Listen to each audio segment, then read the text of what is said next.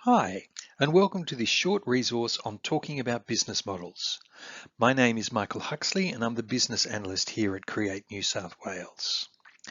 This resource has been created to assist applicants to the Arts and Cultural Funding Program 2-year multi-year grant round.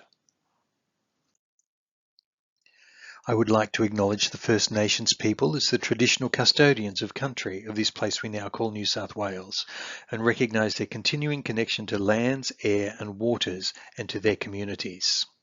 I pay my respects to elders past and present and to all First Nations people, and acknowledge my First Nations colleagues here at Create New South Wales and those who may be viewing this presentation. Each business structure addresses these four areas in some way. And how your organisation manages each of these can be a way to talk about your business model. Who actually controls your organisation? Who is the final decision maker? And who makes the decisions on a day-to-day basis? How you manage your financial or legal liability. How you manage risk and the ways you create a safe and productive workplace. And finally, what are your reporting obligations? And do you have the resources to meet them? Each of these areas is another way you can think about your business, and you can add them together to better describe your business model. A quick shorthand is the legal structure of your enterprise. For example, you may be an association or you may be a company. And just a reminder, you have to be a not-for-profit entity to apply for multi-year funding. And the difference between a not-for-profit and a for-profit organisation is that a not-for-profit organisation cannot distribute any surplus to its members or owners. So you may say you are a not-for-profit company that is limited by guarantee.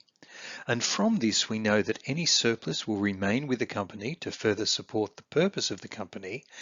And in the event of winding up the company, there is a limit that the owners can be asked to provide to offset any outstanding debts. How you generate your income and how you spend your money can also help someone understand your business model. You can talk about the relative breakdown between money earned from public-facing activities such as performances, entry fees, workshop fees, government funding, sponsorship, or philanthropy. And you can also talk about areas of expenditure such as wages, exhibition expenses, production expenses, travel and accommodation, or administration expenses. And by explaining what you spend money on, it can enable you to talk about the activities that you undertake. So you may wish to describe yourself as a not-for-profit company with a focus on the creation of new work that receives federal and state funding, and that you're strongly supported by philanthropy with over 70% of your expenditure on artist wages. You can also include how decisions are made. You can use an organizational structural chart to illustrate this as part of your application. And finally, you may wish to include who you report to, such as your members at an annual general meeting or the ACNC.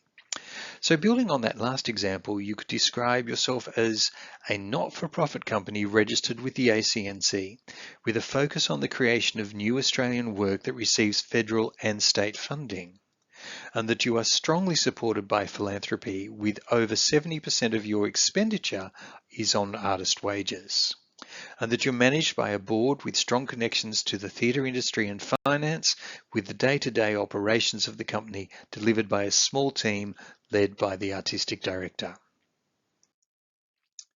So thanks for watching. If you have any questions, you can contact the multi-year team at Create at multiyear@create.nsw.gov.au. You can also book in a chat with the multi-year team, and you'll find the link to book at the bottom of the 2-year multi-year guidelines on the web.